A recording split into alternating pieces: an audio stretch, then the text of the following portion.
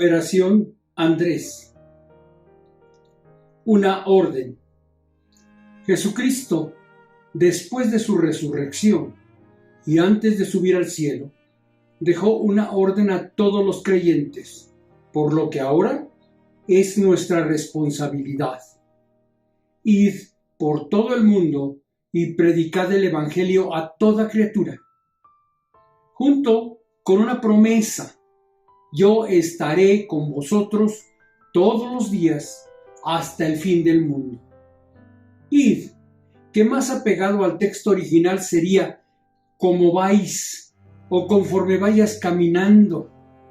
Predica, es decir, habla del Evangelio, o sea, de las buenas nuevas o buenas noticias, dando tu testimonio de lo que te ha pasado al aceptar a Cristo como tu Salvador. Y para ello nos hace sus representantes o embajadores, pues Él quiere extender su invitación. He aquí, yo estoy a la puerta y llamo. Si alguno oye mi voz y abre la puerta, entraré con él y cenaré con él y él conmigo. La orden que Jesús dejó no es una recomendación o un consejo, es un plan para que el mensaje de salvación llegue a toda criatura.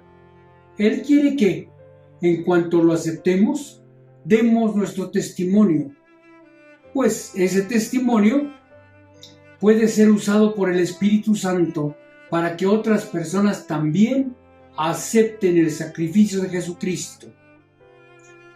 Nuestro Salvador tiene la facultad de ordenarnos, pues declaró: toda potestad me es dada en el cielo y en la tierra.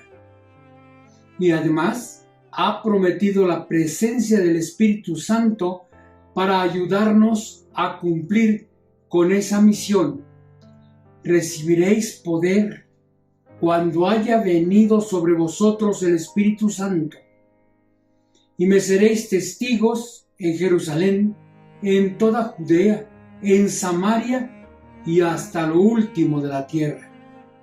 Promesa que se cumplió para los discípulos cuando el día de Pentecostés, estando todos juntos, de repente vino del cielo un estruendo como de un viento recio que soplaba, el cual llenó toda la casa donde estaban sentados, y se les aparecieron lenguas repartidas como de fuego, asentándose sobre cada uno de ellos, y fueron todos llenos del Espíritu Santo, y comenzaron a hablar en otras lenguas, según el Espíritu les daba que hablasen. Mismo Espíritu Santo dado a nosotros, pues como dice el apóstol Pablo, en él también vosotros, habiendo oído la palabra de verdad, el evangelio de vuestra salvación, y habiendo creído en él, fuisteis sellados con el Espíritu Santo de la promesa. Un grupo especial. Al iniciar su ministerio, Jesús llamó a un grupo de hombres para que llevaran las buenas noticias de la salvación. La mayor parte eran pescadores, aunque había también un recaudador de impuestos e incluso un nacionalista, pero todos eran pecadores que, como nosotros, necesitaban un Salvador. Aunque no tenían educación superior ni eran influyentes en su mundo, Cristo los escogió para que fueran sus discípulos, y el Espíritu Santo capacitó a algunos, como a Pedro, para que en un sermón se convirtieran miles de personas. A otros los inspiró para que registraran por escrito diversos aspectos de su ministerio, de tal forma que lo pudiéramos conocer en las siguientes generaciones. A Mateo, quien les habló a los judíos sobre el Mesías. A Marcos, el cual, basado en las experiencias de Pedro, elabora una síntesis del ministerio de Jesús. a Lucas, el médico amado, quien ordenó y expone los acontecimientos de nuestra redención, y a Juan, quien presenta el amor de Dios para con nosotros, escribe cartas dando ánimo a los cristianos y a quien también le revela lo que sucederá en los últimos tiempos para que lo escriba en el Apocalipsis. Y unos años después de su resurrección, selecciona a Pablo, quien a pesar de ser un perseguidor de la iglesia, lo lleva a predicar el evangelio por muchas partes del mundo, a fundar y cuidar varias iglesias, a las cuales visita o escribe, y a explicar los fundamentos doctrinales del nuevo pacto. Pero podría ser que cuando escuches esos nombres sientas como yo, que ellos fueron gigantes del evangelio, mientras que yo soy solo un creyente más, que sí quiero cumplir tu comisión, Señor, pero soy tan limitado. Me faltan las experiencias que vivió Pedro con Jesús, así como su valentía y elocuencia. Me falta la fe y la juventud de Marcos. Me falta la precisión de Lucas, el amor de Juan o el valor y la claridad de Pablo. Sí, me faltan tantas cosas, y ahí Satanás se aprovecha. Pues me dice, deja que quien dé testimonio sea el pastor, él sí sabe predicar, o déjaselo a otros hermanos que son tan consagrados. Tú disfruta los cultos y el compañerismo, pero mantente quieto en tu lugar. Andrés. Por eso hoy les invito a que pensemos en un discípulo cuyo nombre se menciona poco en los evangelios, pero de quien podemos aprender mucho, aprender de su carácter, de su ministerio y de la forma en que Cristo lo usó. Su nombre, Andrés, viene del griego andros, que significa varonil.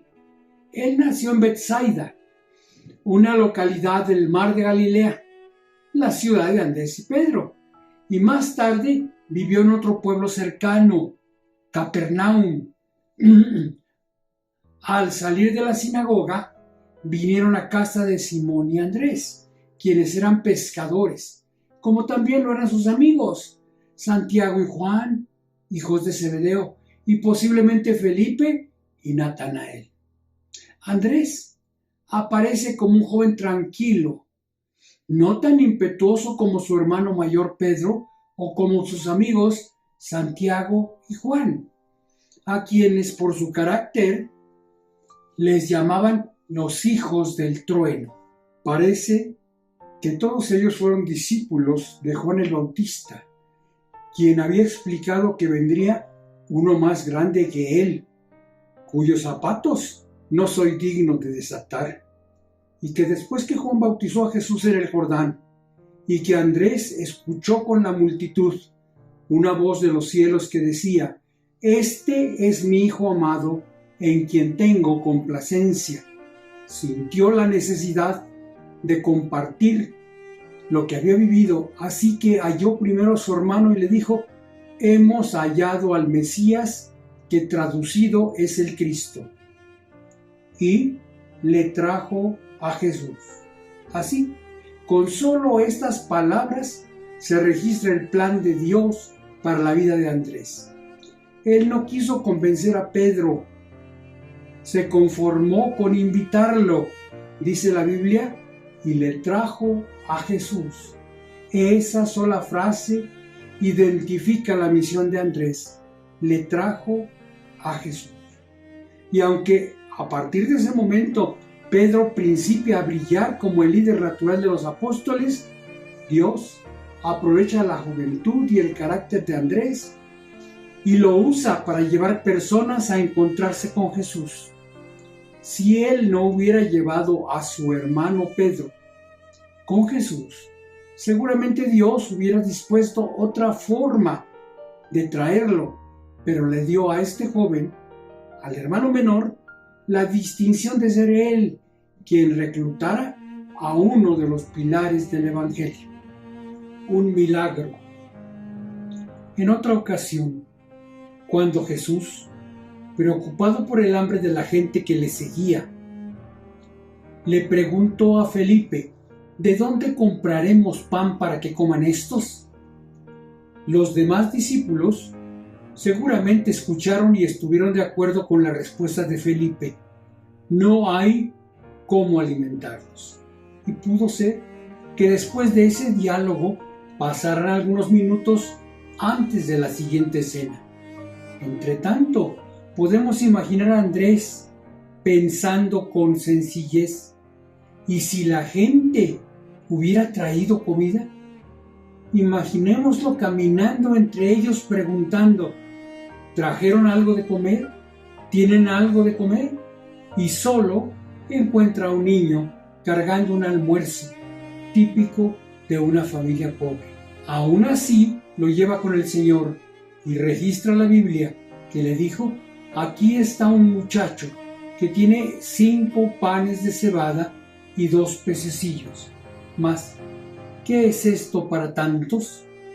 Él no era tonto, sabía que eso, algo así como 5 tortillas gruesas de cebada y 2 pescaditos asados, no eran suficientes para que comieran los 12 y mucho menos para alimentar a la multitud. Pero de todas maneras, trajo al niño a Jesús con su pequeña ofrenda. Él no sabía lo que su maestro iba a hacer con eso. Él solo trajo al niño y su ofrenda. Si Andrés no hubiera llevado al niño y su almuerzo ante el Señor, seguramente hubiera habido otra forma en la cual Jesús les hubiera dado de comer. Pero Dios le dio la distinción a Andrés de ser él quien encontrara la materia prima de un milagro que hasta el día de hoy nos sirve de ejemplo del poder de Dios cuando le llevamos algo a sus pies, por muy pequeño que sea. Queremos conocer a Jesús. En otra ocasión, relata Juan, había ciertos griegos entre los que habían subido a adorar en la fiesta. Estos, pues, se acercaron a Felipe, que era de Betsaida de Galilea, y le rogaron diciendo: Señor, quisiéramos ver a Jesús. Felipe fue y se lo dijo a Andrés. Entonces Andrés y Felipe se lo dijeron a Jesús. Es muy interesante observar que estos griegos que habían venido a Israel para las celebraciones de la Pascua querían conocer a Jesús. Y así pasa en nuestras vidas. Hay quienes ya están preparados por el Espíritu Santo y quieren conocer a Jesús. Solo falta que tú los lleves a Él. Estos griegos se dirigieron a Felipe, seguramente de mayor edad que Andrés, quien, inseguro sobre lo que se debería hacer, le preguntó a este joven y ya juntos se lo dijeron a Jesús. Aquí podemos ver un patrón en el comportamiento de Andrés que cada cristiano deberíamos copiar. Él, aunque se viera pequeño y casi sin importancia, sin dudarlo, llevaba a las personas a Jesús, enseñándonos 3 principios de una estrategia divina. 1. Él nos usa a pesar de lo que hayamos sido o seamos. 2. Nuestro testimonio personal es valioso. Y 3. Nada de lo que hagamos en su nombre es pequeño para Dios, tal como soy. Jesús no llamó a los discípulos por su ocupación, influencia o cualidades. Muchos eran de Galilea y los judíos usaban eso aún como un insulto. Relata Juan: Felipe halló a Natanael y le dijo: hemos hallado a aquel de quien escribió Moisés en la ley, así como los profetas, a Jesús, el hijo de José de Nazaret. Natanael le dijo: ¿de Nazaret puede salir algo de bueno? Ellos, con sus vidas ordinarias y ocupaciones comunes, mostraban lo que Pablo escribiría años después: sino que lo necio del mundo escogió Dios para avergonzar a los sabios, y lo débil del mundo escogió Dios para avergonzar a lo fuerte, y lo vil del mundo y lo menospreciado escogió Dios, y lo que no es, para deshacer lo que es, a fin de que nadie se jacte en su presencia. Andrés no fue perfecto. Tal como nosotros, él necesitó un Salvador. Y aunque los evangelios presentan cosas positivas de él, también abandonó a Jesús la noche en que nuestro Salvador fue arrestado, enseñándonos que ninguna falla o pecado es demasiado grande si pedimos el perdón de Cristo. El testimonio personal. Damos gracias a Dios por aquellos destacados evangelistas que han guiado multitudes a Cristo. Pero quisiera llamar nuestra atención para que veamos cómo Andrés y también Felipe usaron solo una frase para dar su testimonio. De Andrés solo dice que llevó a Pedro, y Felipe solo le respondió a Natanael: ven y ve. Palabras que en ambos casos contienen el más poderoso mensaje de evangelismo personal que cada uno de nosotros podemos dar. Ven y ve. Tu testimonio personal, de palabra o vida, es a veces tan efectivo, si no más, que el más elocuente de los sermones. Traer a las personas a escuchar del Señor o a conocer a Jesús era el don de Andrés. No escribió cartas, ni fundó iglesias, no escribió un evangelio, pero fue importante para traer personas a Cristo. Fue el primero de este grupo en encontrarse con Jesús, y muestra que cuando encontramos al Señor, o mejor dicho, cuando Él nos encuentra, no podemos quedarnos callados. Llevar a las personas a Jesús fue un rasgo propio de Andrés.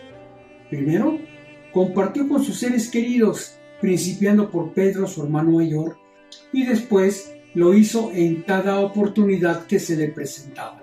Esto, que parece tan sencillo, retrata la responsabilidad que tenemos cada uno de nosotros de dar testimonio, pues como escribe en una lección de lógica el apóstol Pablo: porque todo aquel que invocare el nombre del Señor será salvo.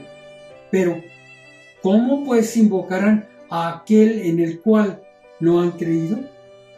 Luego, ¿cómo creerán en aquel de quien no han oído? Y finalmente, llamando la atención a nuestra responsabilidad: ¿y cómo oirán sin haber quien les predique?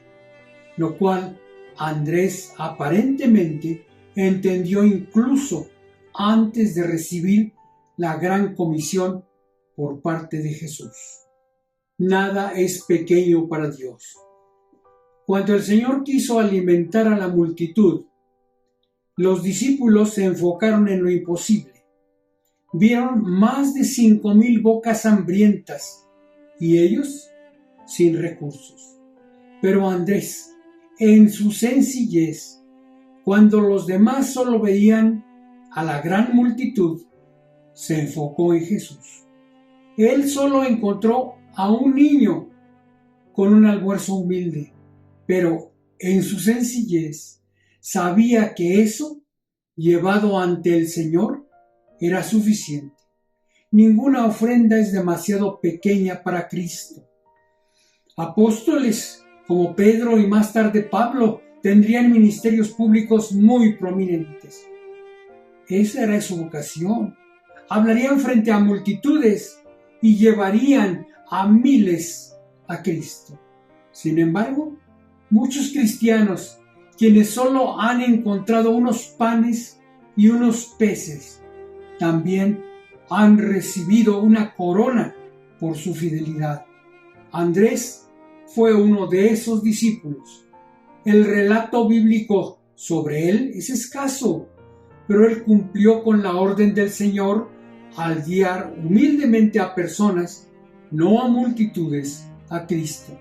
Primero llevó a su hermano Simón Pedro ante Jesús. Después llevó a un pequeño con su almuerzo y más tarde también facilitó que los griegos que buscaban a Jesús pudieran conocerlo. ¿Qué pasaría si nuestras iglesias estuvieran llenas de personas como Andrés? ¿Qué pasaría si tú te comprometieras este año solo a llevar una persona hasta que conozca y acepte a Cristo, hasta que se entregue y se haga miembro de la iglesia?